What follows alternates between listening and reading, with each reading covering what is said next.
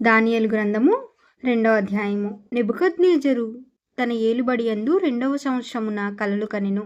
అందును గూర్చి ఆయన మనస్సు కలతపడగా ఆయనకు నిద్ర పట్టకుండెను. కాగా రాజు తాను కనిన కలలను తనకు తెలియజెప్పుటకై గారడి విద్య గల వారిని, మాంత్రికులను, కల్దీలను పిలువనంపుడని ఆజ్ఞ ఇయ్యగా వారు వచ్చి రాజు సముఖమున నిలిచిరి.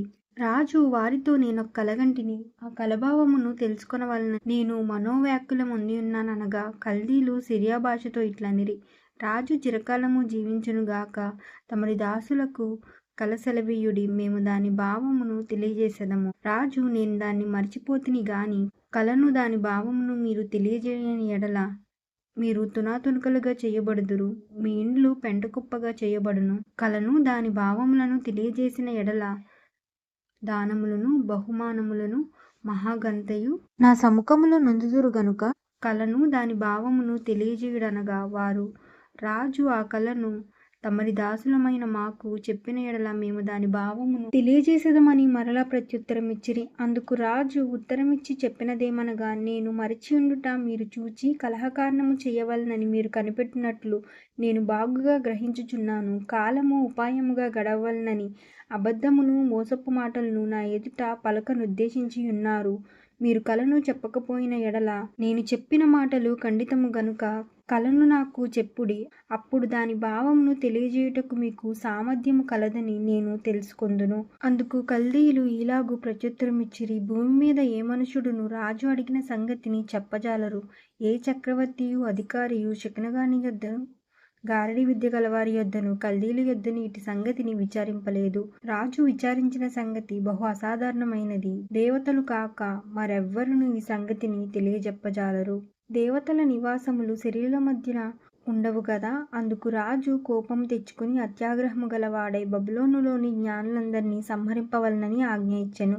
ఇట్టి శాసనము బయలుదేరుట వలన జ్ఞానులు చంపబడవలసి ఉండగా వారు దానియేలును అతని స్నేహితులను చంపజూచిరి. అప్పుడు దానియేలు బబులోనులోని జ్ఞానులను చంపుటకై బయలుదేరిన దేహ సంరక్షకుల అధిపతియగు అరోయాకు దగ్గరకు పోయి జ్ఞానయుక్తముగా మనవి చేసెను. రాజు యొద్ద నుండి ఈ ఆజ్ఞ ఇంత త్వరితముగా వచ్చుట ఏమని దానియేలు రాజు యొక్క అధిపతి అయిన అరోయోకును అడుగగా అరోయోకు ఆ సంగతి దానియేలుకు తెలియజెప్పెను. అప్పుడు దానియేలు రాజు సన్నిధికి పోయి స్వప్నభావములు తెలియజేయుటకై తనకు సమయము దయచేయమని రాజును బతిమాలెను.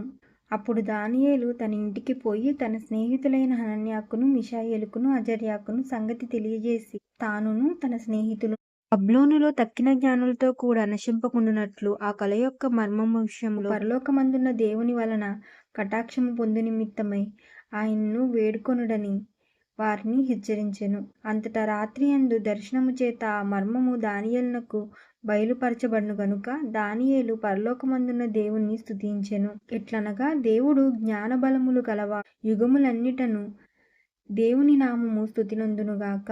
ఆయన కాలమును సమయములను మార్చువాడయుండి రాజులను త్రోసివేయుచు నియమించుచు ఉన్నవాడును, వివేకులకు వివేకము, జ్ఞానులకు జ్ఞానము అనుగ్రహించువాడయున్నాడు. ఆయన మరుగుమాటలను మర్మములను బయలుపరచును. అంధకారములోని సంగతులు ఆయనకు తెలియను. వెలుగు యొక్క నివాస స్థలము ఆయన యొద్ద ఉన్నది. మా పితరుల దేవా, నీవు వివేకమును బలమును నాకు అనుగ్రహించి ఉన్నావు. మేమడిగిన ఈ సంగతి ఇప్పుడు నాకు తెలియజేసి ఉన్నావు కనుక నేను నిన్ను స్తుతించుచు గణపరచుచున్నాను. ఏలయనగా రాజు యొక్క సంగతి నీవే మాకు తెలియజేసితివని దానియేలు మరలా చెప్పెను. ఇట్లుండగా దానియేలు బబులోనులోని జ్ఞానులను నశింపజేయుటకు రాజు నియమించిన అరోయోకు యొద్దకు వెళ్ళి, బబులోనులోని జ్ఞానులను నశింపజేయవద్దు, నన్ను రాజు సముఖమునకు తోడుకొని పొమ్ము, నేనా కలభావమును రాజునకు తెలియజేసేదనెను. కావున అరోయోకు రాజునకు భావము తెలియజెప్పగల ఒక మనుష్యుని చెరపట్టబడిన యూదులలో నేను కనుగొంటినని రాజు సముఖమున మనవి చేసి దానియేలును త్వరగా రాజు సన్నిధిని తోడుకొని పోయెను. రాజు, నేను చూచిన కలయు దాని భావమును తెలియజెప్పుటకు నీకు సఖ్యమా అని బెల్తెషాజరు అను దానియేలును అడుగగా, రాజు అడిగిన ఈ మర్మము జ్ఞానులైనను, గారడి విద్య గలవారైనను, శకునగాండ్రైనను, జ్యోతిష్కులైనను తెలియజెప్పజాలరు. అయితే మర్మములను బయలుపరచుగల దేవుడొక్కడు పరలోకమందున్నాడు. అంత్యదినముల యందు కలగబోవు దానిని ఆయన రాజగు నెబుకద్నెజరునకు తెలియజేసెను. తాము పడక మీద పరుండగా తమరి మనసులో కలిగిన స్వప్న దర్శనములేమనగా, రాజా, ప్రస్తుత కాలము గడిచిన పిమ్మట ఏమి జరుగునో అనుకొని తాము పడక మీద పరుండి మనోచింతగలవాడై ఉండగా, మర్మములను బయలుపరచువాడు కలగబోవు దానిని తమకు తెలియజేసెను. ఇతర మనుషులందరికంటే నాకు విశేష జ్ఞానము ఉండుట వలన ఈ మర్మము నాకు బయలుపరచబడలేదు. రాజునకు దాని భావమును తెలియజేయ నిమిత్తము తమరు మనసు యొక్క ఆలోచనలు తాము తెలుసుకొన నిమిత్తము అది బయలుపరచబడెను. రాజా, మీరు చూచుండగా బ్రహ్మాండముగు ఒక ప్రతిమ కనబడెను గదా. ఈ గొప్ప ప్రతిమ మహాప్రకాశమును భయంకరమైన రూపమును గలదై తమరి ఎదుట నిలిచెను. ఆ ప్రతిమ యొక్క శిరస్సు మేలిమి బంగారమయమైనదియు, దాని రొమ్ములు భుజములను వెండివియు, దాని ఉదరము తొడలను ఇత్తడివియు, దాని మోకాళ్ళు ఇనుమువియు, దాని పాదముల్లో ఒక భాగము ఇనుపదియు ఒక భాగము మట్టిది అయ్యుండెను. చేతి సహాయము లేక తీయబడిన ఒక రాయి ఇనుమును మట్టియు కలిసిన ఆ ప్రతిమ యొక్క పాదముల మీద పడి దాని పాదములను తునాతునకలుగా విరగ్గొట్టినట్టు కనబడెను. అంతటా ఇనుమును మట్టియు ఇత్తడియు వెండియు బంగారమును ఏకముగా దంచబడి కళ్ళెములోని చెత్తవలే కాగా, వాటికి స్థలము ఎచ్చటను దొరకకుండా గాలి వాటిని కొట్టుకొని పోయెను. ప్రతిమను విరగ్గొట్టిన ఆ రాయి సర్వభూతలమంతా మహాపర్వతమాయెను. తాము కనిన కల ఇదే. దాని భావము రాజు సముఖమున మేము తెలియజెప్పెదము. రాజా, పరలోకమందున్న దేవుడు రాజ్యమును అధికారమును బలమును ఘనతను తమకు అనుగ్రహించియున్నాడు. తమరు రాజులకు రాజయ్యున్నారు. ఆయన మనుషులను నియమించుచు నివసించు ప్రతి స్థలమందును మనుషులనేమి భూజంతువులనేమి ఆకాశ పక్షులనేమి అన్నిటినీ తమరి చేతికి అప్పగించియున్నాడు. వారందరి మీద తమరికి ప్రభుత్వము అనుగ్రహించియున్నాడు. తామే ఆ బంగారు శిరస్సు. తాము చనిపోయిన తరువాత తమరి రాజ్యము కంటే తక్కువైన రాజ్యం ఒకటి లేచును. అటు తరువాత లోకమంతటా ఏలునట్టి మూడవ రాజ్యము లేచును. అది ఇత్తడి వంటిదగును. పిమ్మట నాలుగవ రాజ్యం ఒకటి లేచును. అది ఇనుము వలె బలముగా ఉండును.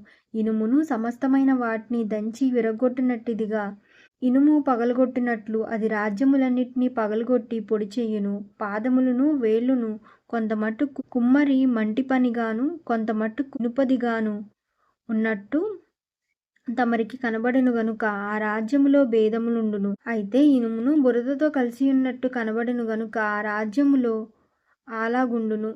ఆ రాజ్యము ఇనుము వంటి బలము గలదై ఉండెను. పాదములను వేళ్లలో కొంతమట్టుకు ఇనుముగాను కొంతమట్టుకు మట్టివిగాను ఉన్నట్లు ఆ రాజ్యము ఒక విషయంలో బలముగాను ఒక విషయంలో నీరసముగాను ఉండును. ఇనుమును బురదయు మిళితమై ఉండుట తమరికి కనబడెను. అట్టువలే మనుష్య జాతులను మిళితములై ఇనుము మట్టితో అతుకునట్లు వారు ఒకరినొకరు పొసగకయుందురు. ఆ రాజుల కాలములో పరలోకమందున్న దేవుడు ఒక రాజ్యమును స్థాపించును. దానికెన్నటికినీ నాశనము కలుగదు. ఆ రాజ్యము దానిని పొందిన వారికి గాక మరెవ్వరికిని చెందదు. అది ముందు చెప్పిన రాజ్యములన్నిటినీ పగలగొట్టి నిర్మూలము చెయ్యును గాని అది యుగయుగములు నిల్చును. చేతి సహాయము లేక పర్వతము నుండి తీయబడిన ఆ రాయి ఇనుమును ఇత్తడిని మంటిని వెండిని బంగారమును పగలగొట్టగా తమరు చూచితిరే. ఇందువలన మహాదేవుడు ముందు జరగబోవు సంగతిని రాజునకు తెలియజేసియున్నాడు. కల నిశ్చయము దాని భావము నమ్మదగినదని దానియేలు రాజుతో చెప్పెను. అంతటా రాజుకు నెబుకద్నెజరు దానియేలునకు సాష్టాంగ నమస్కారము చేసి అతన్ని పూజించి నైవేద్య ధూపములు అతనికి సమర్పింప ఆజ్ఞాపించెను. మరియు రాజు, ఈ మర్మము బయలుపరచుటకు నీవు సమర్థుడవైతివే. నీ దేవుడు దేవతల దేవుడును రాజులకు ప్రభువును మర్మములను బయలుపరచువాడై ఉన్నాడని దానియేలునకు ప్రత్యుత్తరం ఇచ్చెను. అప్పుడు రాజు దానియేలును బహుగా హెచ్చించి అనేక గొప్ప ధనములిచ్చి అతని బబులోనులోను సంస్థానం అంతటి మీద అధిపతినిగా బబులోను జ్ఞానులందరిలో ప్రధానునిగా నియమించెను. అంతట దానియేలు రాజు యొద్ద మనవి చేసుకొనగా రాజు షద్రక్ మేషక్ అబేద్నెగో యను వారిని బబులోను సంస్థానము మీద విచారణకర్తలుగా నియమించెను. అయితే దానియేలు రాజు సన్నిధిని ఉండెను. ఆమేన్.